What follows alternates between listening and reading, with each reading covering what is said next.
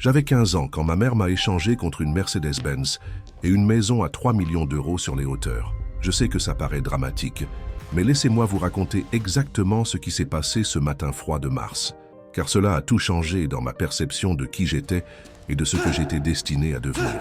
Je m'appelle Alexandre Dubois, et jusqu'à ce jour-là, je croyais que ma mère m'aimait plus que tout au monde. Nous vivions dans un petit appartement de 2 pièces, dans le quartier le plus malfamé de Paris.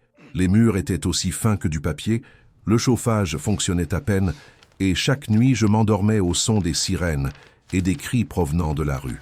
Mais Sandrine Dubois, ma mère, m'avait toujours dit que nous formions une équipe, juste nous deux contre le monde entier. Elle enchaînait 3 boulots pour que nous puissions nous en sortir. Les matins au café du coin, les après-midi à nettoyer des bureaux dans le centre-ville, et les week-ends à ranger des rayons au supermarché. Je voyais ses mains devenir plus rugueuses chaque mois, les rides autour de ses yeux se creusaient, ses rêves se rétrécirent de plus en plus, jusqu'à ce qu'elle ne parle plus que de survivre jusqu'à la prochaine paix. Ce mardi-là a commencé comme n'importe quel autre. Je me préparais pour aller au lycée quand j'ai entendu des voix dans notre minuscule cuisine. Sandrine parlait à quelqu'un, mais sa voix avait une étrange énergie nerveuse que je ne lui avais jamais entendue. Quand je suis entré, je l'ai trouvée assise en face d'un homme que j'avais déjà vu à la télévision, François Leclerc, l'homme d'affaires de l'immobilier qui possédait la moitié de la ville et dont le visage était partout sur les affiches publicitaires. Il était exactement comme on imagine un milliardaire. Un costume gris parfaitement coupé, une montre en argent qui coûtait probablement plus cher que notre loyer, et une façon de s'asseoir qui disait qu'il était le propriétaire de tout ce qui l'entourait. Mais ses yeux n'étaient pas froids comme je m'y attendais. Ils étaient calculateurs, c'est sûr, mais il y avait autre chose. Quelque chose qui me mettait mal à l'aise d'une façon que je ne pouvais pas nommer. Si cette histoire vous plaît jusqu'ici, n'hésitez pas à vous abonner, car croyez-moi, ce qui va suivre va complètement changer votre façon de penser à la famille, à la loyauté et à ce que signifie réellement être abandonné. Sandrine me regarda avec une expression que je n'avais jamais vue auparavant, un mélange de culpabilité, de désespoir et de quelque chose qui ressemblait presque à du soulagement. François Leclerc se leva, me tendit la main et prononça des mots qui sont gravés dans ma mémoire à jamais. « Alex, je vais épouser ta mère, et tu vas venir vivre avec nous. » J'ai regardé Sandrine, m'attendant à ce qu'elle se mette à rire, à ce qu'elle lui dise qu'il était fou, à ce qu'elle me protège comme elle l'avait toujours fait. Au lieu de cela, elle évita mon regard et murmura « François va s'occuper de nous deux maintenant, mon chéri. Nous n'aurons plus jamais à nous soucier de l'argent. » Mais je pouvais lire entre les lignes. Je pouvais voir la vérité dans la façon dont elle tenait sa tasse de café, dans la façon dont François me regardait, comme si j'étais un problème à résoudre plutôt qu'une personne à accueillir. Il ne s'agissait pas de prendre soin de nous deux. Il s'agissait pour elle de m'échanger contre une vie qu'elle pensait mériter. Les 3 heures qui ont suivi ont été un flou de carton, de paperasse, et de ma mère signant des documents qui me confiaient à un étranger. Les avocats de François avaient tout préparé. Des papiers de tutelle, des formulaires d'inscription pour un lycée privé dont je n'avais jamais entendu parler, et même un emploi du temps détaillé, de la façon dont ma vie serait structurée à partir de ce jour-là. Alors que nous nous éloignions de la seule maison que j'avais jamais connue, j'ai pressé mon visage contre la vitre de la Bentley de François et j'ai regardé Sandrine nous faire au revoir depuis le balcon de notre appartement. Elle pleurait, mais elle ne courait pas après nous. Elle ne changeait pas d'avis. Elle me laissait partir. C'est là que j'ai réalisé la vérité qui allait alimenter tout ce qui allait suivre. Ma mère m'avait échangé contre une vie meilleure, et j'étais complètement livré à moi-même. La maison de François Leclerc n'était pas une maison, c'était une forteresse. 23 chambres, 15 salles de bain, une piscine intérieure, un court de tennis, et des terrains si vastes qu'il fallait une voiturette de golf pour aller de la maison principale au portail. Alors que nous remontions l'allée circulaire, j'ai eu l'impression d'entrer dans un monde différent. Tout était impeccable, intouchable et absolument intimidant. La première personne que j'ai rencontrée fut Marguerite, la gouvernante en chef. Elle avait probablement la 60aine, avec des cheveux gris acier tirés en un chignon parfait et des yeux qui semblaient voir à travers vous. Elle me regarda comme si j'étais un chien errant que François avait ramené à la maison, quelque chose de désordonné et d'indésirable qui aurait besoin d'être éduqué. « Maître Alex, dit-elle d'un ton sec, votre chambre est prête. Monsieur Leclerc vous attend dans son bureau à 6 heures pile pour la discussion du dîner. Ne soyez pas en retard. » Ma chambre était plus grande que tout notre appartement de Paris. Un lit king-size avec des draps en coton égyptien, un bureau fait d'un bois exotique, des fenêtres du sol au plafond qui donnaient sur la ville, et un dressing déjà rempli de vêtements que je n'avais jamais choisis. Tout était cher, tout était parfait, et tout me semblait être une prison. J'ai passé les premières heures à explorer, essayant de comprendre ce qu'était devenu ma vie. La maison avait une bibliothèque avec plus de livres que je n'en avais jamais vu au même endroit, une salle de sport qui ressemblait à un hôtel de luxe, et une cuisine où 3 chefs différents préparèrent des repas que je ne pouvais pas prononcer. Mais malgré tout ce luxe, malgré tout cet espace, je me sentais plus piégé que jamais dans notre appartement exigu. À 6 heures pile, j'ai frappé à la porte du bureau de François. Sa voix appela « Entrez », et je suis entré dans ce qui ne pouvait être décrit que comme un centre de commandement. Des étagères du mur au plafond, plusieurs écrans d'ordinateur affichant les cours de la bourse et les fils d'actualité, et un bureau qui aurait pu accueillir une réunion de conseil d'administration. François lisait des rapports financiers, levant à peine les yeux quand je suis entré. Pendant 5 longues minutes, il m'a laissé rester là, en silence. J'ai commencé à comprendre que c'était intentionnel, une démonstration de force destinée à me rappeler exactement qui était aux commandes ici. Finalement, il a posé ses papiers et m'a vraiment regardé pour la première fois depuis ce matin-là. Son regard était vif, analytique, comme s'il évaluait un investissement potentiel plutôt que de parler à un adolescent de 15 ans qui venait de perdre tout ce qui lui était familier dans sa vie. « Asseyez-vous, Alex », dit-il en désignant une chaise en cuir en face de son bureau. « Nous devons établir quelques règles de base. » Je me suis assis, essayant de paraître plus courageux que je ne l'étais. Tout dans ce moment me semblait être une négociation que j'étais destiné à perdre. « Premièrement, continua François, tu t'adresseras à moi en tant que Monsieur Leclerc. Pas papa, pas François, et certainement aucun des noms colorés auxquels je suis sûr que tu penses en ce moment. Monsieur Leclerc. J'ai hoché la tête, ne faisant pas confiance à ma voix. Deuxièmement, tu iras au lycée Saint-Germain à partir de lundi. C'est le meilleur lycée privé de la région et tu ne m'y feras pas honte. Tes notes seront exemplaires, ton comportement sera irréprochable et tu représenteras cette famille avec dignité. Famille. Le mot m'a piqué parce que nous savions tous les deux que ce n'était pas le cas. Troisièmement, tu suivras l'emploi du temps de la maison sans dévier. Petit déjeuner à 7 heures, cours de 8 heures à 4 heures, devoirs et temps d'études jusqu'au dîner. Dîner à 7 heures et extinction des feux à 10 heures. Les week-ends seront structurés de manière similaire avec des activités supplémentaires conçues pour développer le caractère et la discipline. Il fit une pause étudiant mon visage pour toute réaction. J'étais déterminé à ne pas lui donner la satisfaction de voir à quel point cela m'affectait. Et enfin, dit François, se penchant en arrière dans sa chaise, tu ne contacteras pas ta mère à moins que je ne te donne l'autorisation explicite. Elle a fait son choix, et maintenant tu dois apprendre à vivre avec les conséquences de ce choix. C'est alors que quelque chose en moi a craqué. La colère que j'avais retenue toute la journée a finalement éclaté. Vous ne pouvez pas m'empêcher de parler à ma mère, dis-je, me levant si vite que la chaise a raclé le sol. Je me fiche de la quantité d'argent que vous avez ou de la taille de cette maison. Vous n'êtes pas mon père, et vous ne pouvez pas me contrôler. François ne broncha pas. Il ne se mit pas en colère. Il a juste souri. Et c'était en quelque sorte pire que s'il s'était mis à crier. « Assieds-toi, Alex. »« Non, assieds-toi. Ou je demanderai à Marguerite de te raccompagner dans ta chambre, et tu passeras la prochaine semaine à apprendre les conséquences à la dure. » Je voulais continuer à me battre. Chaque fibre de mon être voulait s'enfuir de ce bureau et trouver un moyen de retourner à ma vraie vie. Mais quelque chose dans la voix de François me dit qu'il ne bluffait pas. Cet homme avait l'habitude d'obtenir exactement ce qu'il voulait, et la résistance ne ferait que rendre les choses plus difficiles pour moi. À contre-cœur, je me suis rassis. « Bien, » dit François. « Maintenant écoute attentivement, parce que je ne vais expliquer cela qu'une seule fois. Ta mère ne t'a pas échangé contre de l'argent, Alex. Elle t'a échangé contre la sécurité. Pour vous deux.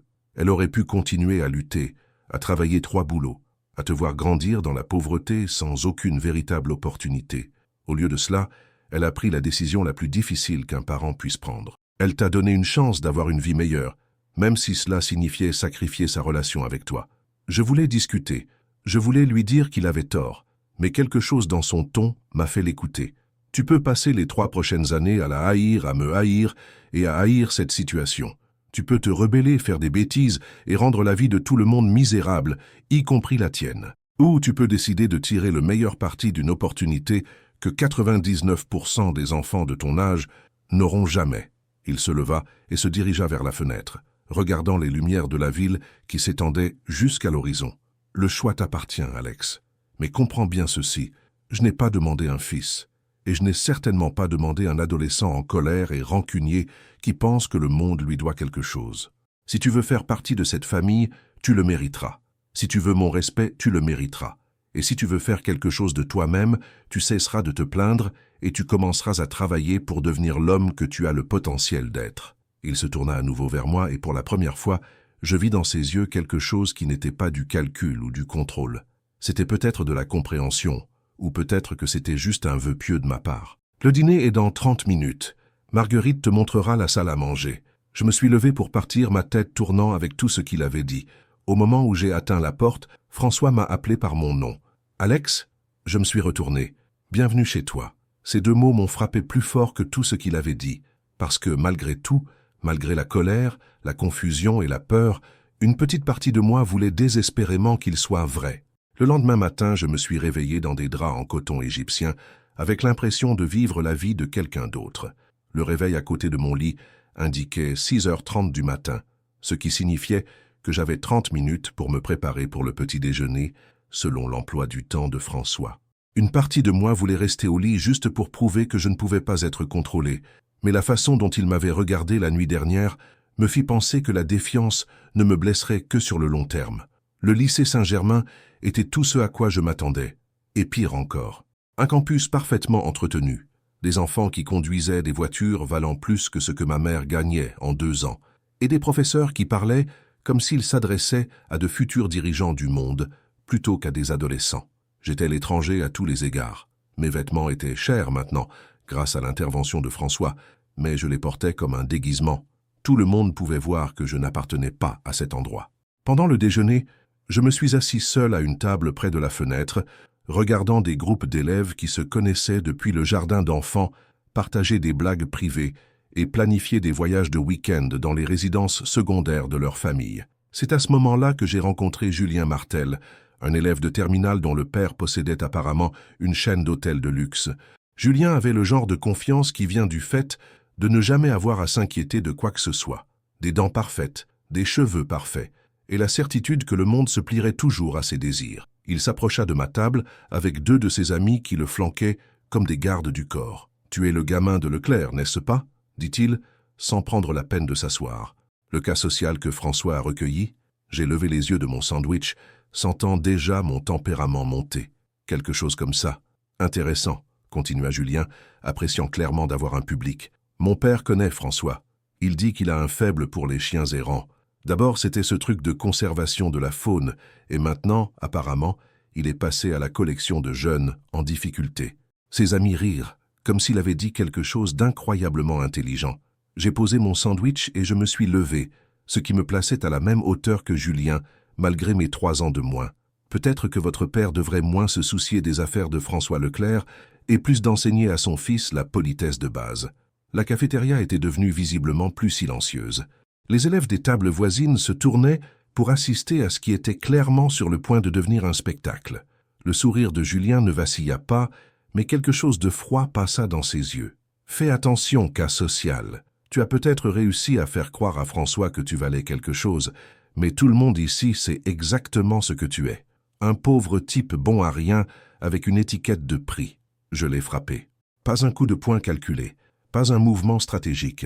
Juste une rage pure et non filtrée qui a atteint son nez parfaitement droit et l'a fait reculer, trébuchant sur ses amis. Le sang a immédiatement commencé à couler et l'expression de Julien est passée d'une supériorité suffisante à une incrédulité choquée. « Tu m'as cassé le nez !» cria-t-il, les mains couvrant son visage. « Tu m'as vraiment cassé le nez !» 3 professeurs sont arrivés en quelques secondes, suivis rapidement par la sécurité. J'ai été escorté au bureau du proviseur pendant que Julien était emmené à l'infirmerie, et en 1 heure, je me suis retrouvé assis en face du docteur Henri Bertin, le proviseur du lycée Saint-Germain. Le docteur Bertin avait probablement la 60aine, avec le genre de maintien digne qui vient de décennies passées à s'occuper d'adolescents privilégiés et de leurs parents tout aussi privilégiés. Il me regarda par-dessus ses lunettes de lecture, avec une expression qui suggérait la déception plutôt que la colère. « Monsieur Dubois, dit-il, consultant un dossier qui était remarquablement épais pour quelqu'un qui était inscrit depuis exactement 6 heures. C'est un début assez impressionnant. Agression physique le premier jour. Je crois que cela pourrait être un record pour l'établissement. Je suis resté silencieux, en partie parce que je ne savais pas quoi dire, et en partie parce que j'étais encore en train de réaliser ce qui venait de se passer. La colère commençait à s'estomper, remplacée par une prise de conscience croissante que je venais probablement de détruire la moindre chance que j'avais de réussir ici. Les parents de Monsieur Martel exigent votre renvoi immédiat, continua le docteur Bertin. Ils menacent également d'engager des poursuites judiciaires et ont suggéré que peut-être le lycée Saint-Germain n'est pas l'environnement approprié pour des élèves de votre milieu. Il laissa cela planer dans l'air pendant un moment, étudiant ma réaction. Cependant, continua-t-il, je viens de raccrocher avec Monsieur Leclerc. Il m'a demandé de vous suspendre pendant 3 jours pendant qu'il gère la situation personnellement. Il a également mentionné que vous passerez ces 3 jours à apprendre les conséquences de manière plus directe. 20 minutes plus tard, j'étais assis à l'arrière de la Bentley de François, regardant par la fenêtre et essayant de trouver comment expliquer ce qui s'était passé. François n'avait pas dit un mot depuis qu'il m'avait pris en charge, mais je pouvais sentir sa déception rayonner depuis le siège avant, comme de la chaleur d'une fournaise. Nous ne sommes pas retournés à la maison. Au lieu de cela, François a conduit jusqu'à ce qui ressemblait à un chantier de construction dans le centre-ville. Au fur et à mesure que nous nous rapprochions, j'ai réalisé que c'était plus qu'une simple construction. C'était le site d'un développement commercial massif, avec des grues, des ouvriers et des machines qui représentaient des millions d'euros d'investissement. François a garé la voiture et en est sorti, me faisant signe de le suivre. Nous avons traversé le chaos contrôlé du chantier jusqu'à ce que nous atteignions une petite caravane qui servait de bureau sur place. À l'intérieur, un contremaître du nom de Miguel était en train de revoir des plans avec 2 autres ouvriers. « Miguel, dit François, je voudrais que tu rencontres Alex. Il va travailler avec ton équipe pendant les 3 prochains jours. » Miguel me regarda, puis regarda François, clairement confus par le fait qu'un milliardaire amenait un adolescent sur un chantier de construction. « Monsieur, je ne suis pas sûr que ce soit le meilleur endroit pour... » « Alex a besoin d'apprendre ce qu'est le vrai travail, » interrompit François. « Ce que signifie gagner quelque chose par la sueur et l'effort plutôt que par les menaces et la violence. Peux-tu lui enseigner cela ?» Miguel hocha lentement la tête, une compréhension passant entre les 2 hommes. François se tourna vers moi, son expression sérieuse mais pas méchante. « Tu seras ici à 6 heures du matin pile pendant les 3 prochains jours. Tu travailleras une journée complète de 8 heures à faire tout ce que Miguel te dira. À la fin de chaque journée, tu écriras un rapport sur ce que tu as appris, et vendredi, nous discuterons si tu as mérité le droit de retourner au lycée Saint-Germain. » Il fit une pause, étudiant mon visage. « C'est ta première vraie leçon, Alex. Pas sur la construction ou le travail manuel, mais sur le fait de comprendre que chaque action a des conséquences. Tu ne peux pas te frayer un chemin à coups de poing à travers les problèmes, surtout pas les problèmes qui découlent de ta propre insécurité et de ta colère. Si tu veux réussir dans ce monde, tu dois apprendre à te contrôler et à canaliser cette énergie vers quelque chose de productif. » Alors que François s'éloignait en voiture, me laissant là, debout avec des bottes de travail et un casque de chantier qui étaient tous les 2 trop grands pour moi, j'ai réalisé que ce n'était pas seulement une punition. C'était le début de quelque chose que je ne comprenais pas encore, quelque chose qui allait soit me briser, soit me forcer à devenir une personne complètement différente de l'adolescent en colère et confus qui avait lancé ce coup de poing 6 heures plus tôt. Miguel me tendit une pelle et me montra un tas de débris de béton qui devaient être dégagés. « Bienvenue dans le monde réel, gamin, » dit-il avec un sourire étonnamment gentil. « Voyons de quoi tu es fait. 3 jours de travail sur un chantier de construction ont changé tout ce que je pensais savoir sur moi-même. À la fin du 1er jour, mes mains étaient à vif et saignaient. À la fin du 2e jour, chaque muscle de mon corps criait de protestation. Mais à la fin du 3e jour, quelque chose de fondamental avait changé en moi. Miguel s'est avéré être plus qu'un simple contremaître. C'était un philosophe avec des mains calleuses et un doctorat en expérience de vie. Alors que nous dégagions des débris, mélangions du béton et transportions des matériaux sous le soleil de plomb, il me racontait des histoires sur son parcours de travailleur immigré sans papier à entrepreneur à succès, sur la différence entre travailler dur et travailler intelligemment, et sur le genre de caractère qui se construit une décision difficile à la fois. « Tu sais quel est ton problème, Alex ?» dit-il ce 3e après-midi, alors que nous étions assis sur une pile de bois, partageant notre déjeuner et regardant la ligne d'horizon de la ville scintiller dans la chaleur. « Tu penses que tout ce qui t'est arrivé est à propos de toi. J'étais épuisé, j'avais des coups de soleil et ma fierté était quelque part dans le tas de gravats que nous avions dégagé toute la semaine. Qu'est-ce que vous voulez dire ? Le mariage de ta mère avec ce type riche, le fait d'être envoyé dans ce lycée chic, même le fait de frapper ce gamin au nez. Tu penses que tout est à propos d'Alexandre Dubois et de ce que le monde lui fait. Miguel a pris une bouchée de son sandwich et m'a étudié avec ses yeux sages et burinés. Mais la vie n'est pas à propos de ce qui t'arrive, gamin.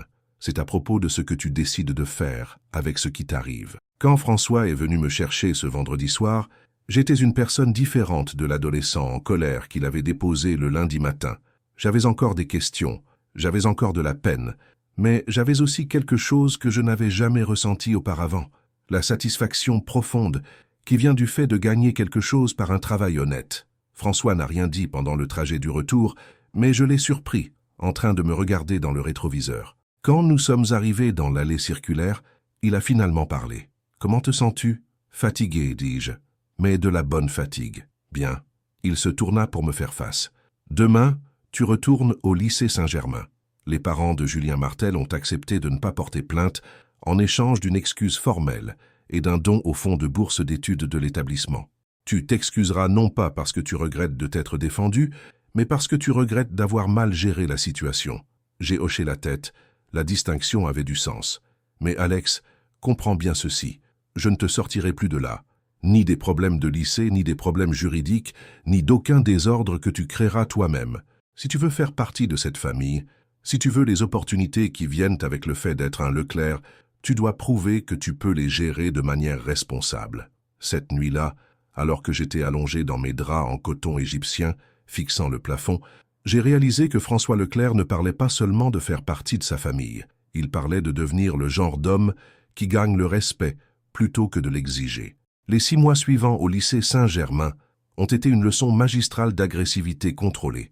J'ai canalisé chaque once de colère et de frustration dans mes études, dans le sport, dans le fait de prouver que le gamin de Paris pouvait non seulement survivre dans leur monde, mais y exceller.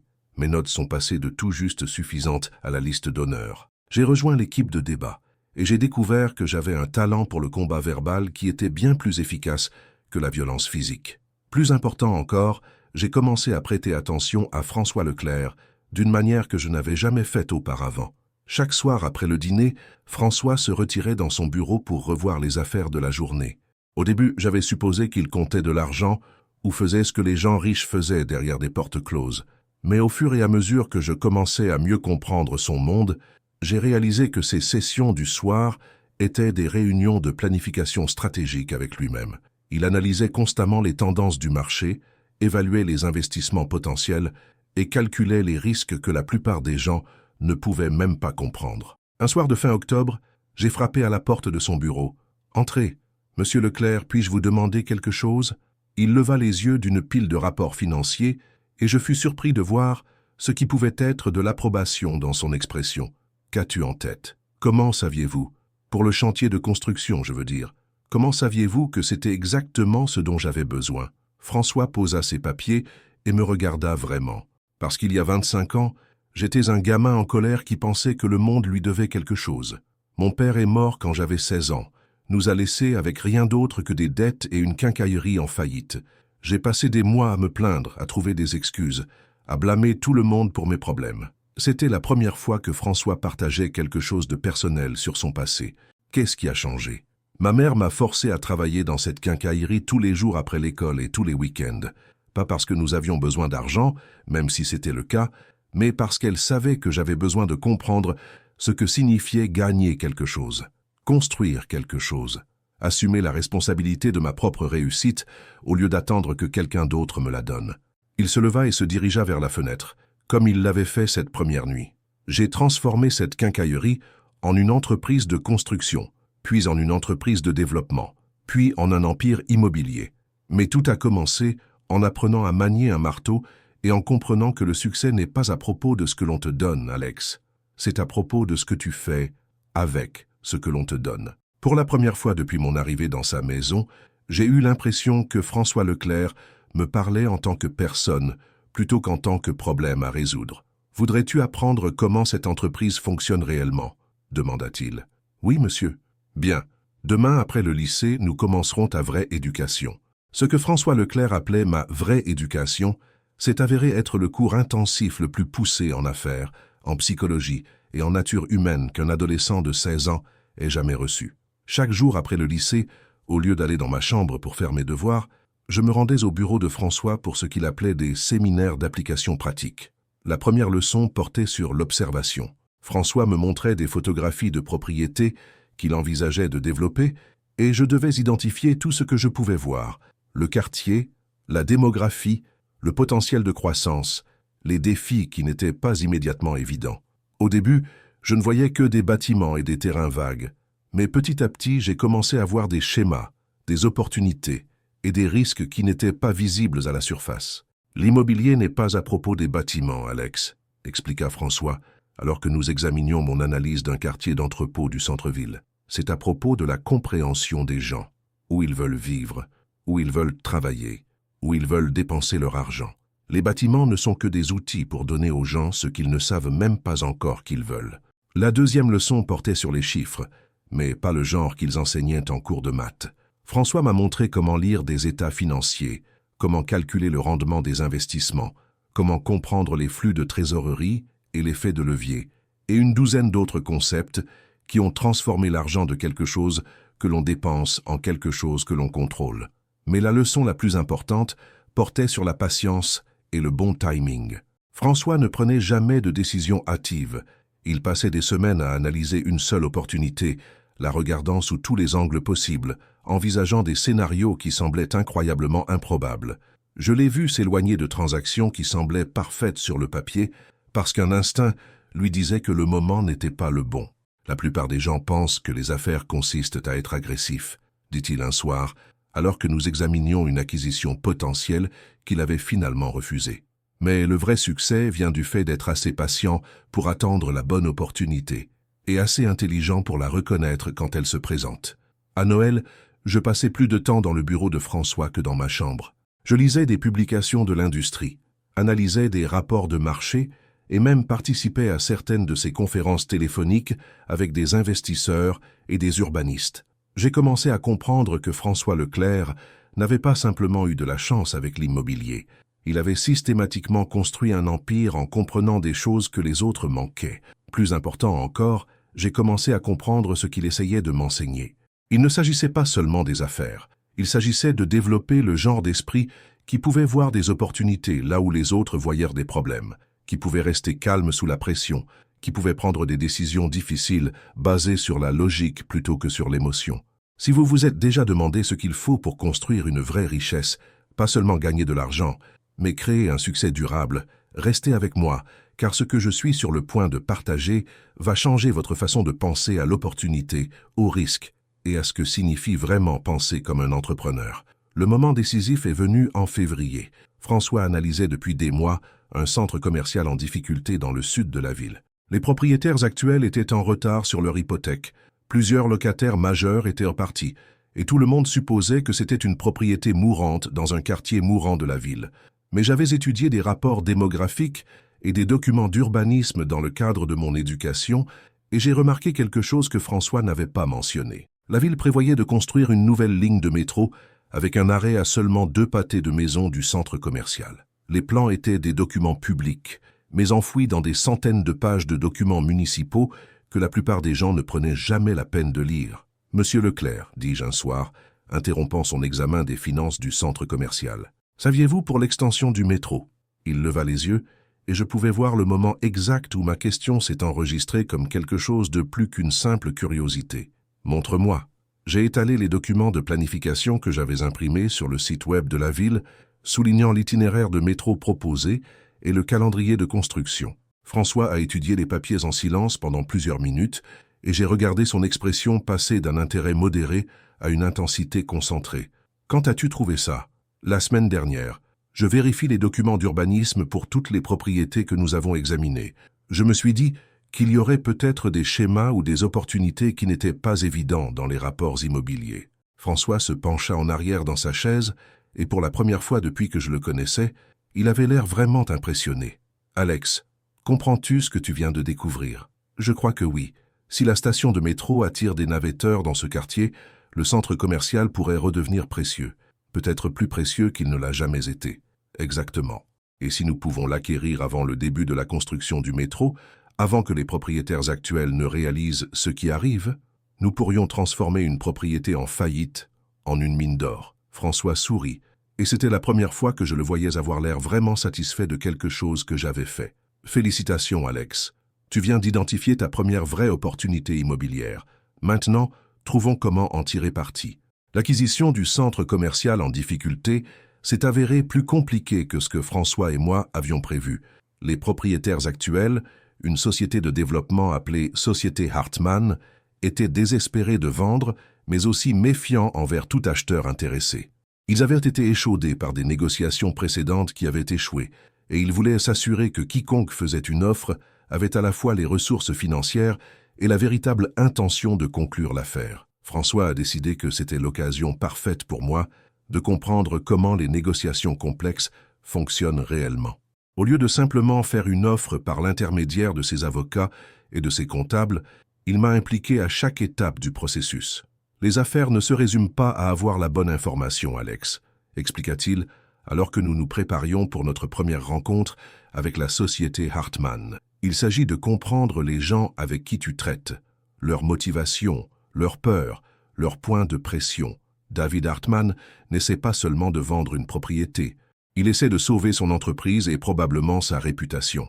David Hartmann s'est avéré être exactement ce que François avait prédit. Un homme sous une pression énorme qui était assez intelligent pour reconnaître une opportunité, mais assez désespéré pour faire des erreurs. Il avait probablement la cinquantaine, avec le genre d'énergie nerveuse qui vient du fait de jongler avec trop de problèmes à la fois.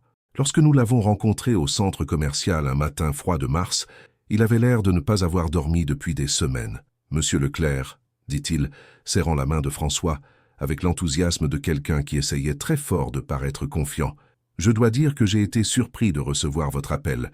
Cette propriété n'est pas vraiment dans votre segment de marché habituel. » François sourit poliment. « J'aime diversifier mon portefeuille. Et parfois, les meilleures opportunités se trouvent sur des marchés que les autres investisseurs évitent. Nous avons passé 2 heures à nous promener dans le centre commercial, Hartmann soulignant le potentiel de l'espace tout en essayant de minimiser les problèmes évidents. Des devantures vides, une infrastructure dépassée et un parking qui avait besoin d'une réparation sérieuse. Mais je pouvais voir ce que François voyait, une bonne structure dans un endroit qui était sur le point de devenir beaucoup plus précieux. La partie intéressante était de regarder François négocier. Il n'a pas essayé de cacher son intérêt pour la propriété, mais il n'a pas non plus révélé à quel point il connaissait la future extension du métro. Au lieu de cela, il s'est concentré sur la compréhension de la situation d'Hartmann et la recherche de moyens de structurer un accord qui fonctionnerait pour les deux parties. Le défi avec cette propriété, dit François, alors que nous étions assis dans le bureau temporaire d'Hartmann, dans l'une des devantures vides, c'est qu'elle a besoin d'un investissement important pour atteindre son potentiel. De nouveaux locataires, des améliorations d'infrastructures, probablement une rénovation complète des espaces communs. Hartmann hocha la tête avec enthousiasme. Exactement. C'est pourquoi nous pensons qu'elle est parfaite pour quelqu'un avec vos ressources et votre vision. Le bon acheteur pourrait vraiment transformer cet endroit. Quel est votre calendrier ? Demanda François. À quelle vitesse avez-vous besoin de conclure ? J'ai vu la mâchoire d'Hartmann se serrer légèrement. C'était le point de pression que François cherchait. Nous sommes flexibles sur le calendrier, dit Hartmann, mais sa voix suggérait le contraire. François se pencha en arrière dans sa chaise, projetant le genre de calme et de confiance que je commençais à reconnaître comme l'un de ses outils de négociation les plus efficaces. « David, puis-je être franc avec vous ?»« Bien sûr. Cette propriété est sur le marché depuis 8 mois. Vous avez eu plusieurs acheteurs intéressés, mais aucune transaction n'a été conclue. Cela me dit que soit votre prix demandé est irréaliste, soit il y a des problèmes avec la propriété qui ne sont pas immédiatement évidents, soit vous avez besoin de conclure beaucoup plus rapidement que vous ne l'admettez. » Le visage d'Hartmann passa par plusieurs expressions avant de se fixer sur une honnêteté résignée. « Nous devons conclure dans les 60 jours, admit-il. Nous avons des obligations de prêt que nous ne pouvons pas prolonger, et cette propriété est le seul actif que nous avons qui puisse générer le capital dont nous avons besoin. Maintenant, nous y arrivons, dit François. Quel est votre prix plancher absolu ? La négociation qui a suivi était comme assister à une masterclass en psychologie. François n'a jamais menacé, jamais fait pression, jamais donné l'impression à Hartmann qu'il était acculé. Au lieu de cela, il l'a aidé à voir comment une vente rapide à un prix inférieur était en fait meilleur que de s'accrocher à un prix plus élevé qui pourrait ne jamais arriver. En fin de compte, nous nous sommes mis d'accord sur un prix d'achat qui était 30% en dessous du prix initial d'Hartmann, avec un délai de 60 jours pour la clôture et des contingences qui protégèrent les intérêts de François sans donner à Hartmann l'impression qu'il prenait tous les risques. Alors que nous nous éloignions du centre commercial cet après-midi-là, j'étais plein d'excitation. « C'était incroyable, dis-je. Comment saviez-vous exactement quoi dire ? L'expérience, répondit François, et le fait de comprendre que les meilleures négociations sont celles où les deux parties ont l'impression d'avoir gagné quelque chose. Hartmann a obtenu la vente rapide dont il avait besoin, et nous avons obtenu la propriété à un prix qui a du sens compte tenu de nos plans pour elle. Quand lui dirons-nous pour l'extension du métro ? François me regarda dans le rétroviseur. Nous ne le ferons pas. Cette information était publiquement disponible pour quiconque prenait la peine de la chercher. L'équipe d'Hartmann aurait dû faire ses recherches. Le fait qu'il ne l'ait pas fait n'est pas de notre responsabilité. J'y ai réfléchi en rentrant à la maison. Il y avait quelque chose qui semblait presque injuste dans le fait de tirer profit d'une information qu'Hartmann aurait pu trouver s'il l'avait cherchée. Mais je commençais à comprendre que les affaires ne concernaient pas l'équité. Il s'agissait de préparation, de recherche et d'être assez intelligent pour voir des opportunités que les autres manquaient. « Est-ce éthique ?» demandai-je. François resta silencieux pendant un moment, considérant sérieusement la question. « Alex, je n'ai rien caché à David Hartmann. Je n'ai pas menti sur nos intentions ou déformé la valeur de la propriété. Je lui ai offert un prix juste basé sur les conditions actuelles du marché et les risques impliqués dans le développement de cette propriété. Le fait que j'ai de meilleures informations que lui est le résultat d'une meilleure préparation, pas de la tromperie. » Elle a garé la voiture dans notre allée et s'est tournée pour me faire face. « Mais ta question est importante, et c'est quelque chose à quoi tu devras répondre toi-même à mesure que tu t'impliqueras davantage dans cette entreprise. Il y a une différence entre être intelligent et être impitoyable, entre profiter des opportunités et profiter des gens. Le défi est d'apprendre à reconnaître cette différence et de décider quel genre d'homme d'affaires tu veux être. » Cette nuit-là, je suis resté éveillé, pensant aux mots de François et à ce que j'avais appris en le regardant négocier. Je commençais à comprendre que le succès en affaires ne se résumait pas à avoir de l'argent ou des relations. Il s'agissait de développer une façon de penser qui vous permettait de voir des opportunités que les autres manquaient, de comprendre la psychologie et la motivation et de prendre des décisions complexes sous pression. Mais plus que cela, je commençais à comprendre ce que François avait essayé de m'enseigner depuis le début. Il ne me montrait pas seulement comment gagner de l'argent, il me montrait comment penser comme quelqu'un qui méritait le succès. 6 mois plus tard, la construction du métro a commencé, et notre investissement dans le centre commercial s'est avéré encore plus rentable que nous l'avions prévu. La valeur des propriétés dans les environs a augmenté de 40% la première année, et nous avions une liste d'attente de locataires potentiels pour des espaces qui étaient vides depuis des années. Mais la vraie victoire n'était pas financière. C'était le moment où j'ai réalisé que j'avais cessé de penser comme Alexandre Dubois, le gamin de Paris, et que j'avais commencé à penser comme quelqu'un qui appartenait au monde de François Leclerc. La transformation n'a pas eu lieu du jour au lendemain. Elle a été construite à travers des centaines de petites leçons, des conversations quotidiennes sur la stratégie commerciale et une exposition progressive à une façon de penser qui était complètement étrangère à tout ce que j'avais appris en grandissant. François ne m'a jamais fait de discours sur le succès, ni ne m'a donné un livre sur les principes des affaires. Au lieu de cela, il m'a montré comment les gens qui réussissent pensent réellement en me laissant observer et participer à de vraies décisions qui impliquaient de l'argent réel et de vraies conséquences. À mon année de terminale au lycée Saint-Germain, je ne faisais pas que survivre dans cet environnement, je m'épanouissais. Mes notes étaient dans les 5% les plus élevés de ma classe. J'étais capitaine de l'équipe de débat, et j'avais été accepté dans plusieurs universités prestigieuses, avec des bourses d'études complètes. Mais plus important encore, j'avais développé quelque chose que la plupart de mes camarades de classe n'auraient jamais, une profonde compréhension de la façon dont l'argent, les affaires et les opportunités fonctionnent réellement. Julien Martel, dont le nez avait guéri de travers et qui sursautait encore légèrement chaque fois que j'entrais dans une pièce, était devenu une sorte de référence étrange pour mes progrès. Non pas parce que je me souciais de l'intimider, mais parce que sa réaction envers moi démontrait à quel point j'avais changé. Je ne me comportais plus comme quelqu'un qui s'attendait à être rejeté ou attaqué. Je me comportais comme quelqu'un qui avait sa place partout où il choisissait d'être. Le vrai test est venu au printemps de mon année de terminale, lorsque François m'a présenté ce qu'il a appelé mon examen final. Je t'ai observé pendant 3 ans, dit-il un soir, alors que nous examinions les rapports trimestriels de notre centre commercial et de 2 autres propriétés que nous avions acquises en utilisant des stratégies similaires. Tu as appris à penser de manière stratégique, à analyser les risques, à comprendre la dynamique du marché et à contrôler tes émotions sous pression. Mais il y a une compétence que tu n'as pas encore eu l'occasion de développer. Laquelle? Le leadership. Plus précisément, la capacité d'identifier et de développer le talent chez d'autres personnes. Il me tendit un plan d'affaires qui ne ressemblait à rien de ce que j'avais vu auparavant.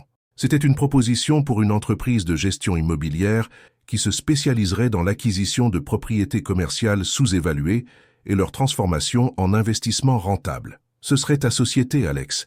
Tu serais le PDG, responsable de chaque décision, de l'embauche du personnel au choix des propriétés à cibler. Je fournirais le capital initial et servirais de conseiller, mais le succès ou l'échec de l'entreprise dépendrait entièrement de ta capacité à bâtir et à diriger une équipe. J'ai regardé le plan d'affaires, essayant de comprendre ce que François m'offrait. Ce n'était pas seulement une opportunité de gagner de l'argent. C'était une chance de prouver que tout ce que j'avais appris au cours des 3 dernières années m'avait réellement transformé en quelqu'un capable de créer le succès plutôt que de simplement y participer. « Pourquoi maintenant ?» demandai-je. « Parce que tu as 18 ans, et il est temps pour toi de commencer à construire ton propre empire plutôt que de simplement apprendre le mien.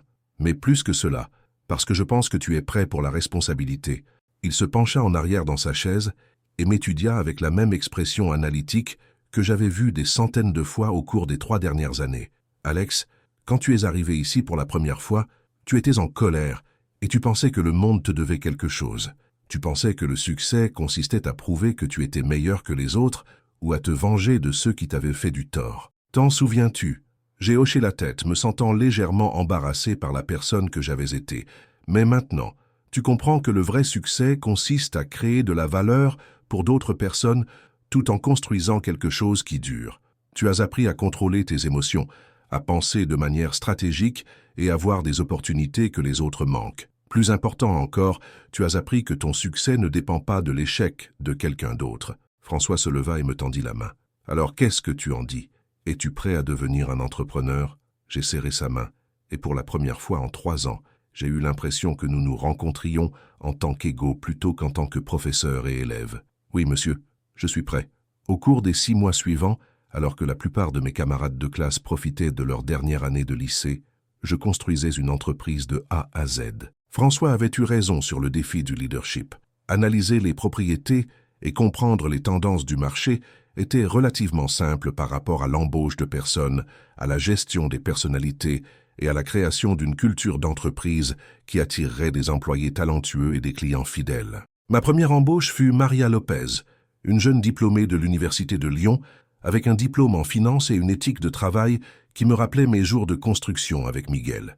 Ma deuxième embauche fut Thomas Lecomte, un architecte qui avait été licencié d'un grand cabinet et qui cherchait une opportunité de faire ses preuves dans un environnement plus petit et plus entrepreneurial. Au moment où j'ai été diplômé du lycée Saint-Germain, nous avions acquis notre première propriété, un petit immeuble de bureau dans un quartier en transition qui montrait des signes de reprise économique. À la fin de cet été-là, nous avions rénové l'immeuble, l'avions rempli de petites entreprises et de professionnels créatifs et avions généré un retour sur investissement qui a dépassé même les projections de François.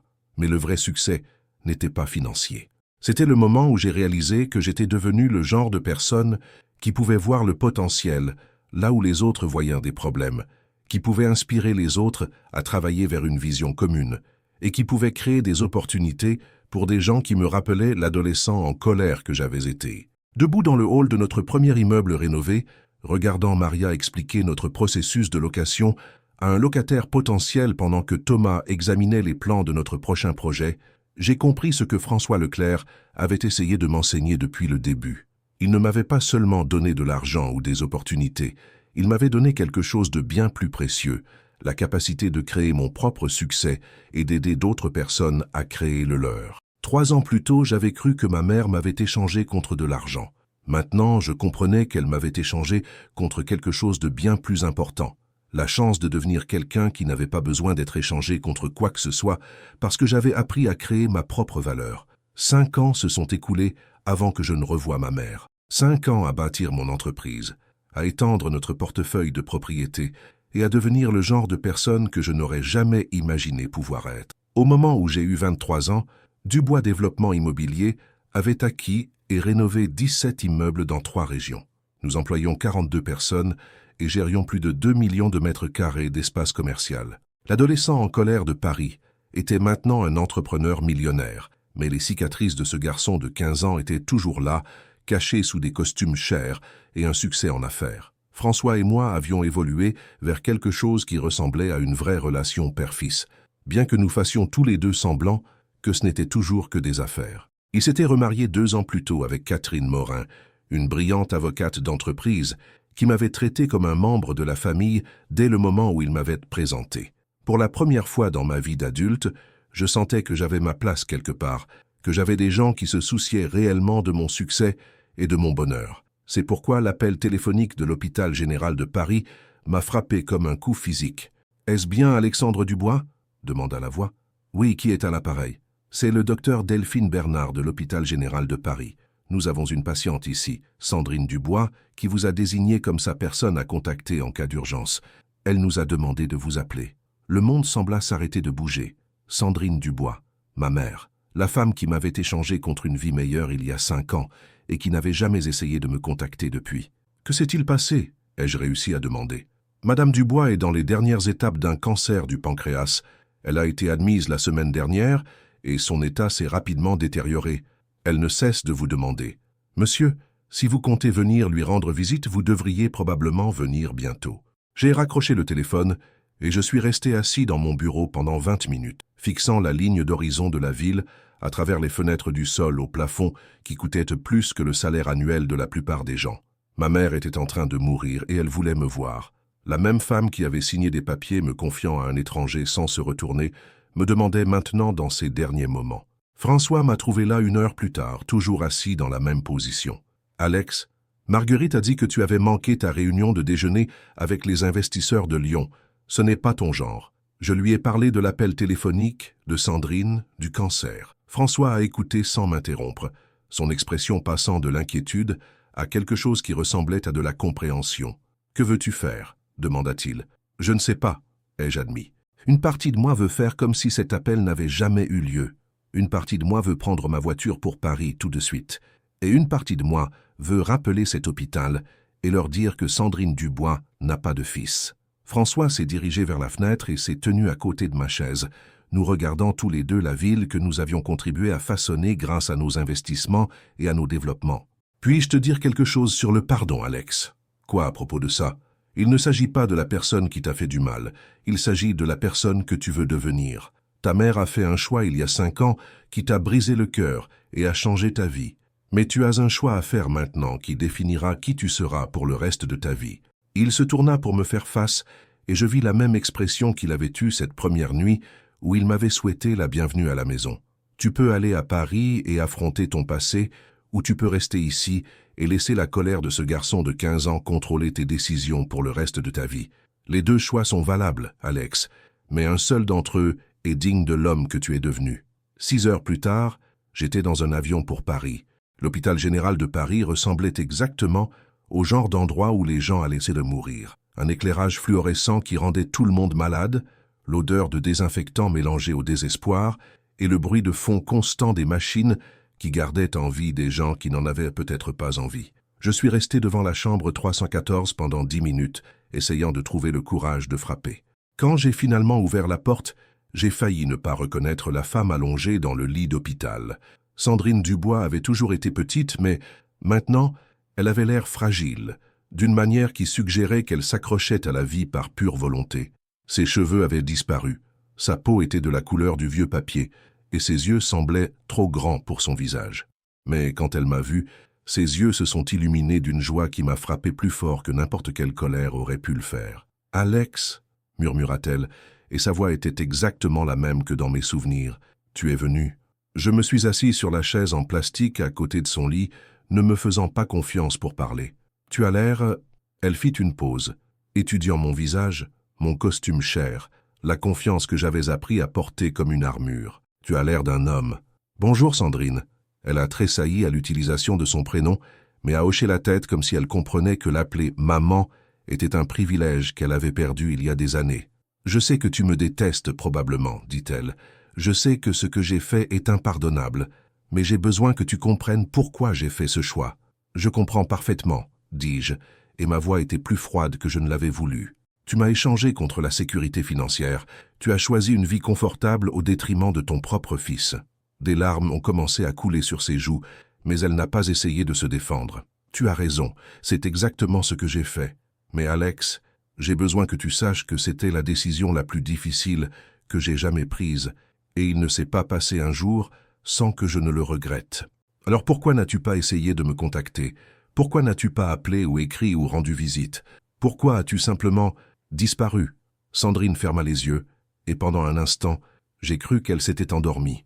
Quand elle les a rouverts, il y avait quelque chose dans son expression qui ressemblait à de la honte. Parce que François Leclerc m'a fait promettre de rester loin. Il a dit que si je voulais vraiment ce qui était le mieux pour toi, je te laisserais construire une nouvelle vie sans le rappel constant de là d'où tu venais. Il a dit que m'avoir dans ta vie ne ferait que te retenir. J'ai eu l'impression d'avoir reçu un coup de poing dans l'estomac. François t'a dit de rester loin. Il avait raison, Alex. Regarde ce que tu es devenu. Regarde ce que tu as accompli. Est-ce que tout cela aurait été possible si je t'avais appelé chaque semaine, pleurant de voir à quel point tu me manquais, te faisant sentir coupable pour le choix que j'avais fait? J'ai regardé ma mère, assimilant ce qu'elle venait de me dire. François Leclerc, l'homme qui était devenu plus un père pour moi que mon propre père ne l'avait jamais été, avait tenu ma mère éloignée de moi pendant 5 ans. L'homme en qui j'avais le plus confiance au monde avait pris des décisions concernant ma vie sans me consulter. Mais en y pensant, j'ai réalisé qu'il avait eu raison. Si Sandrine avait fait partie de ma vie pendant ces années cruciales, j'aurais été tiraillé entre deux mondes, incapable de m'engager pleinement dans la transformation que François me guidait. Je serais resté Alexandre Dubois de Paris au lieu de devenir la personne que j'étais maintenant. « Est-ce que tu lui en veux pour ça ?» ai-je demandé. Sandrine sourit et pendant un instant, j'ai pu voir la femme qui m'avait élevé dans ce petit appartement, qui avait travaillé 3 boulots pour que nous puissions nous en sortir. « Non, mon chéri, je lui suis reconnaissante. Il t'a donné quelque chose que je n'aurais jamais pu te donner. Il t'a donné un avenir. » Nous avons parlé pendant 3 heures ce premier jour. De sa maladie, de mon entreprise, de la personne que j'étais devenue et de la vie que j'avais construite. Sandrine n'a jamais demandé pardon, n'a jamais essayé de justifier son choix, n'a jamais trouvé d'excuses. Elle voulait simplement savoir qui son fils était devenu. Au cours de la semaine suivante, je lui ai rendu visite tous les jours. Je lui ai parlé de mon entreprise, de François et de Catherine, des transactions que j'avais conclues et des propriétés que j'avais développées. Je lui ai parlé de Miguel et du chantier de construction, de l'investissement dans le centre commercial, de Maria et Thomas et de l'équipe que j'avais bâtie. Ce que je ne lui ai pas dit, c'est à quel point je me sentais confus à propos de tout ce que j'avais cru au cours des 5 dernières années. Sandrine Dubois est décédée un mardi matin à 6h47, exactement 9 jours après que j'ai reçu cet appel téléphonique de l'hôpital général de Paris. Je tenais sa main quand c'est arrivé, regardant les moniteurs s'aplatir pendant que le soleil du matin inondait la fenêtre de la chambre 314. Ces derniers mots ont été « Je suis fier de toi, Alex », et ils m'ont frappé avec la force de tout ce que j'avais essayé de ne pas ressentir au cours de la semaine précédente. L'enterrement fut petit. Juste moi, quelques infirmières de l'hôpital qui s'étaient attachées à elle pendant son séjour, et Madame Duval, de notre ancien immeuble d'appartement, qui avait d'une manière ou d'une autre appris la mort de Sandrine et voulait lui rendre hommage. Alors que je me tenais à côté de la tombe dans un cimetière qui surplombait la Seine, j'ai réalisé que je pleurais non seulement la mort de ma mère, mais aussi la relation que nous n'avions jamais eue. Le vol de retour vers Paris m'a donné 6 heures pour penser à tout ce que Sandrine m'avait dit, au rôle de François pour nous tenir à l'écart, et au choix que je devais faire maintenant. Je pouvais confronter François à propos de sa tromperie, exiger une explication pour avoir pris des décisions sur ma vie sans me consulter, ou je pouvais accepter qu'il avait fait ce qu'il pensait être le mieux pour moi, même si cela signifiait se faire passer pour le méchant dans l'histoire de ma mère. Au moment où je suis entré dans le bureau de François ce soir-là, j'avais pris ma décision. « Comment ça s'est passé ?» demanda-t-il, levant les yeux d'un contrat qu'il examinait. « Elle est morte ce matin. » François posa ses papiers et me regarda vraiment. « Je suis désolé pour ta perte, Alex. Je sais que c'était difficile. Elle m'a parlé de votre conversation avec elle, du fait que vous lui avez demandé de rester loin. » L'expression de François ne changea pas, mais je pouvais voir la tension dans ses épaules. Qu'est-ce qu'elle t'a dit d'autre? Qu'elle était d'accord avec votre décision, qu'elle pensait que c'était le mieux pour moi. Et toi, penses-tu la même chose? Je me suis assis dans la chaise en face de son bureau, la même chaise où j'avais été assis en tant qu'adolescent en colère, qui pensait que le monde lui devait quelque chose. Je comprends pourquoi vous l'avez fait. Je pense même que vous aviez probablement raison. Mais François, vous avez pris une décision concernant ma vie sans me donner le choix. Vous avez décidé que j'étais mieux de ne pas savoir que ma mère voulait me voir. Oui, je l'ai fait. François se pencha en arrière dans sa chaise et pour la première fois depuis que je le connaissais, il semblait vraiment incertain. Alex, j'ai pris beaucoup de décisions difficiles dans ma vie, mais celle-là a été l'une des plus dures. Ta mère m'a appelé 6 mois après ton arrivée ici. Elle pleurait, disant qu'elle avait fait une erreur, demandant si elle pouvait te voir. Il se leva et se dirigea vers la fenêtre, continuant de parler sans me regarder. Je lui ai dit que si elle t'aimait vraiment, elle te donnerait l'espace pour devenir celui que tu étais censé être. Je lui ai dit que le plus beau cadeau qu'elle pouvait te faire était la liberté de construire une nouvelle vie sans le rappel constant de l'ancienne. Et vous ne m'avez jamais parlé de cet appel. Non, parce que je savais que si tu avais su qu'elle voulait te voir, tu aurais passé les 5 prochaines années tiraillé entre deux mondes. Tu te serais senti coupable de ton succès, en conflit avec ta loyauté envers moi, incapable de t'engager pleinement dans les opportunités que j'essayais de te donner. François se tourna à nouveau vers moi, et je pouvais voir quelque chose dans ses yeux qui ressemblait à de la vulnérabilité. « Alex, j'ai pris cette décision parce que je pensais que c'était ce qu'il y avait de mieux pour toi. Mais tu as raison, j'aurais dû te donner le choix. Je t'ai traité comme un enfant qui ne pouvait pas gérer des émotions complexes, alors que tu méritais d'être traité comme quelqu'un qui pouvait prendre ses propres décisions concernant sa relation avec sa mère. » Je suis resté silencieux pendant plusieurs minutes, assimilant tout ce qu'il avait dit. Une partie de moi était en colère qu'il m'ait caché cela. Une partie de moi était reconnaissante qu'il m'ait protégé d'un choix qui aurait pu faire dérailler mes progrès. Mais surtout, j'essayais de comprendre ce que je ressentais pour un homme qui était devenu mon père en prenant des décisions qui n'étaient pas les siennes. « Vas-tu me pardonner ?» demanda François. « Je ne sais pas, » dis-je honnêtement. « Je comprends pourquoi vous l'avez fait, et je pense même que vous aviez probablement raison.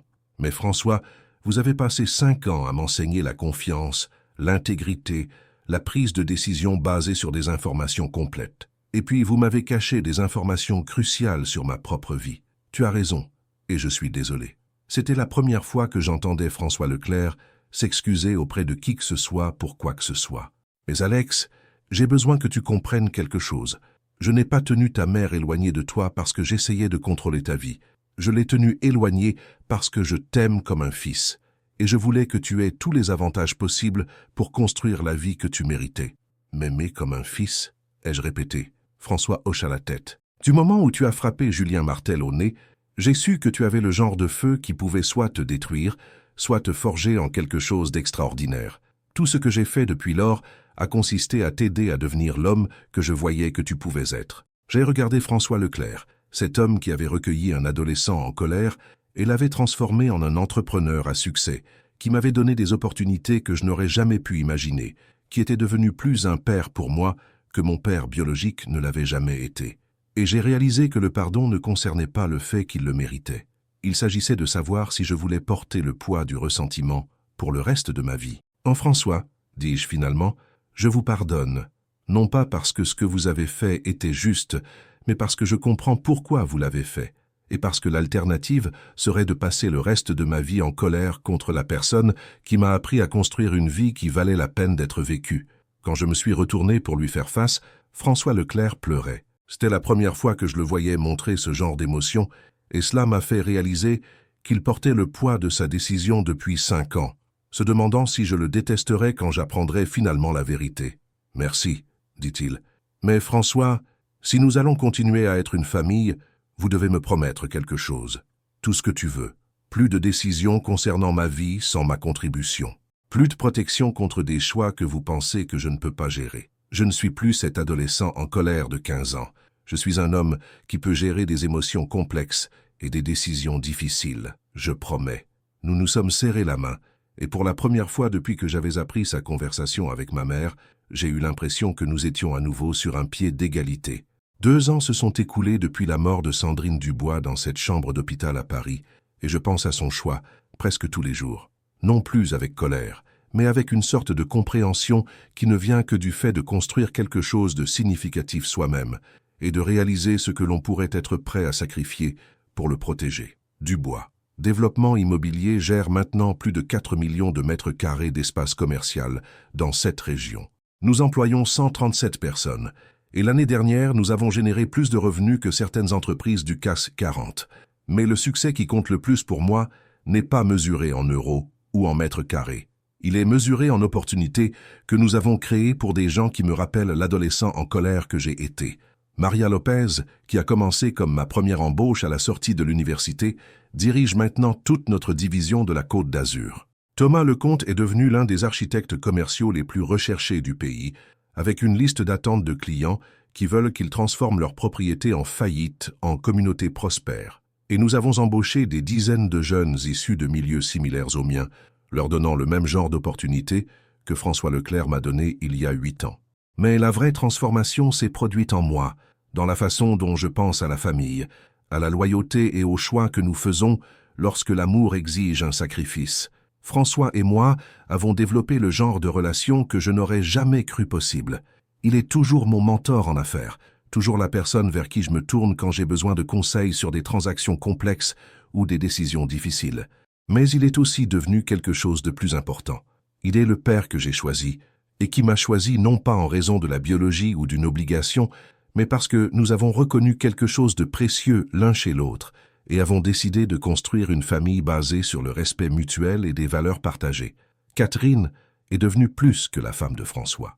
Elle est la figure maternelle que je ne m'attendais jamais à trouver, quelqu'un qui célèbre mes succès et me soutient à travers les défis, sans essayer de remplacer la relation compliquée que j'ai eue avec Sandrine. Quand elle et François m'ont dit le mois dernier qu'ils attendaient leur premier enfant ensemble, j'ai réalisé que j'allais être le grand frère de quelqu'un et que ce bébé grandirait dans une famille qui a été créée par choix plutôt que par hasard. J'ai aussi appris quelque chose sur le pardon que je n'aurais pas pu comprendre quand j'avais 15 ans. Le pardon ne consiste pas à prétendre que quelqu'un ne vous a pas fait de mal ou que ses choix étaient justifiés. Il s'agit de décider que votre avenir est plus important que votre passé et que porter du ressentiment ne fait que donner aux erreurs des autres le pouvoir de contrôler votre vie. J'ai pardonné à ma mère, non pas parce que m'échanger était la bonne chose à faire, mais parce que j'ai compris qu'elle a fait un choix impossible avec des options limitées et qu'elle a fait ce qu'elle pensait qui me donnerait le meilleur avenir possible. J'ai pardonné à François non pas parce que me mentir était acceptable, mais parce qu'il a pris ses décisions par amour et a eu le courage d'admettre qu'il avait eu tort. Plus important encore, j'ai appris à me pardonner d'avoir été en colère, de me sentir abandonné, d'avoir passé des années à croire que je ne valais pas la peine d'être défendu. La vérité est que Sandrine Dubois et François Leclerc se sont battus pour moi de la seule manière qu'ils connaissaient. Sandrine s'est battue pour moi en me laissant partir, et François s'est battu pour moi en refusant de m'abandonner. Aujourd'hui, je suis assis dans mon bureau chez Dubois Développement Immobilier, examinant les plans de notre prochaine acquisition, un centre communautaire en difficulté à Paris que nous allons transformer en un pôle d'éducation à l'entrepreneuriat et de développement commercial. C'est le même quartier où j'ai grandi, la même zone où ma mère a travaillé 3 boulots pour joindre les 2 bouts.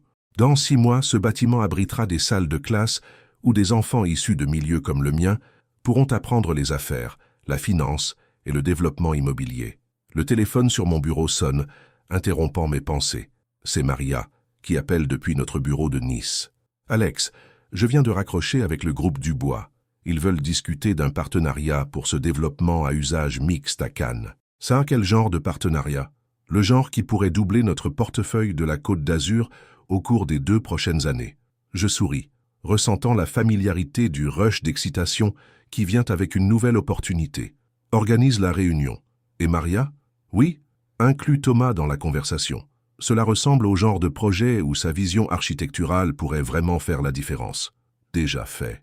Alex, je dois dire que cette entreprise que vous avez construite, la culture que vous avez créée ici, c'est quelque chose de spécial. Vous devriez être fier de ce que vous avez accompli.